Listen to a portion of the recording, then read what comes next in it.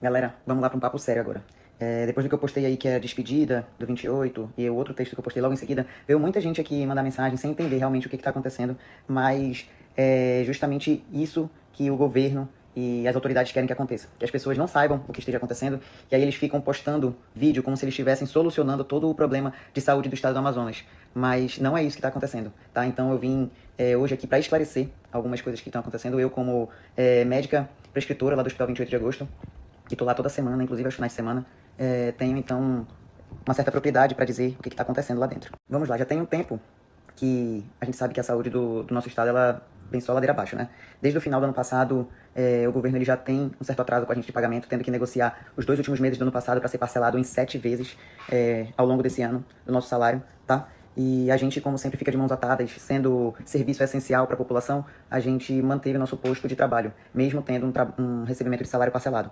Então, foi feito acordos, né? Óbvio que ninguém fica satisfeito com isso, mas foram feitos acordos e a gente continuou se mantendo em nossos postos de trabalho devido a uma ordem de serviço que a gente segue do governo, que vem do governo com a gente para que a gente se mantenha atuando nos hospitais. Após essa ordem de serviço, que ela vem sendo renovada para que a gente se mantenha trabalhando, também foi negociado para que a gente recebesse as nossas competências, né, nossos salários, devidamente nesse ano de 2024. Esse acordo que foi feito e assinado com todas as empresas médicas e o governo foi já descumprido desde, se não me engano, do mês de junho ou julho, tá? Então, desde então, os valores que a gente deveria receber dos nossos meses trabalhados começaram a entrar em atraso, e a gente não conseguia mais receber o que a gente precisava. Com isso, o último salário que recebemos do nosso ano de 2024 foi o salário de agosto, tá? Desde agosto a gente não tem mais nenhum salário recebido. Falo pela nossa empresa ortopedia, mas eu também tenho outras empresas médicas que passam... Então também tem outras empresas médicas que passam pela mesma situação. Feito isso, a gente segue tendo que trabalhar, mesmo não recebendo, porque o governo tem um prazo de 90 dias com a gente, ou seja, mesmo que a gente não receba por 90 dias, a gente é obrigado a manter a prestação do nosso serviço. Mesmo os médicos sendo chamados muitas vezes de mercenários e tudo mais, a gente sempre esteve nas unidades, trabalhando normalmente e servindo a saúde pública, tá? E na última reunião, para a gente tentar regularizar o pagamento já de setembro, foi informado pra gente de que eles provavelmente só teriam 50% do valor de um mês, que é do valor de setembro. Ou seja, dos 3 meses atrasados, nós receberíamos, que ainda não recebemos, né, apenas metade do mês de setembro. Como se isso já não fosse um absurdo, né, obviamente, ainda fomos surpreendidos também com o governo contratando uma empresa, uma OS, Organização Social, para administrar o Hospital 28 de Agosto, que é o maior hospital aqui que fica na Zona Centro-Sul, Hospital 28 de Agosto e Dona Lindu. Com isso, o contrato que o governo fez com essa empresa que vem, que já está aqui para administrar desde o dia 1º de dezembro, reduz a quantidade de leitos do Hospital 28 de Agosto em até 1/3. Então, falando pela parte ortopédica, hoje nós temos internados mais de 110 pacientes aguardando na fila para realizar cirurgias ortopédicas. E no contrato da organização social com o governo, eles reduzem a quantidade de leitos para 36 leitos ortopédicos. Bom, não precisa ser muito bom em matemática e nem um conhecedor absurdo do nosso estado para a gente saber que todas as demandas da cidade de Manaus e dos interiores a gente atende tudo aqui em 3 grandes pronto-socorros. O 28 ele é o hospital que mais atende população vinda do interior, porque nós não temos estruturas hospitalares em outros municípios que consigam dar esse suporte para esses pacientes que vêm de lá para fazer o tratamento aqui. Fora isso, gente, não é apenas só iniciar o tratamento, fazer o tratamento cirúrgico, como eu falo até para os meus pacientes que eu vou dar alta. A cirurgia ela é o primeiro passo do tratamento. Você não está finalizando o tratamento quando você faz o seu procedimento cirúrgico, você está iniciando o seu tratamento. Então, esses pacientes eles precisam também de um acompanhamento pós-operatório para poder dar continuidade e ter sua alta definitiva. Bom, o que aconteceu? A SOS ela contratou uma outra empresa de ortopedistas, que não somos nós, do Ituan, para poder assumir o hospital.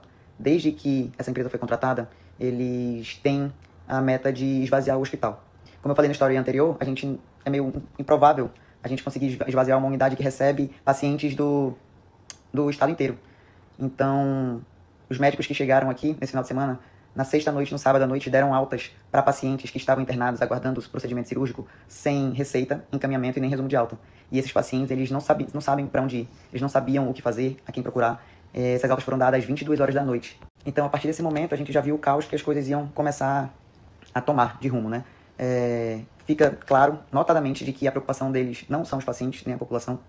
E eles começaram a dar essas altas de pacientes sem avisar ninguém, sem falar com a gente. Isso a gente ficou sabendo já de colegas de profissão, de outras áreas que também estavam lá, e os pacientes estavam indo embora com curativos sujos de centro cirúrgico ainda, e sem saber o que fazer. Chegando ao ponto até de médico dar dinheiro pro paciente ir para casa justamente para ele não ficar lá, porque ele quer se livrar do paciente.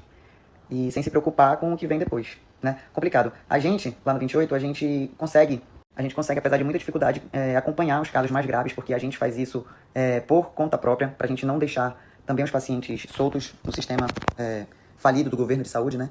E a gente consegue também acompanhar nas outras unidades que a Itoam atua, como Panda Codajás, Adriano Jorge e afins, que a gente consegue fazer os pós-operatórios. Mas agora esses pacientes que são da organização social, a gente não sabe para onde eles vão ser acompanhados, tá? Então, vocês veem que as coisas vão virando uma bola de neve a cada dia que passa.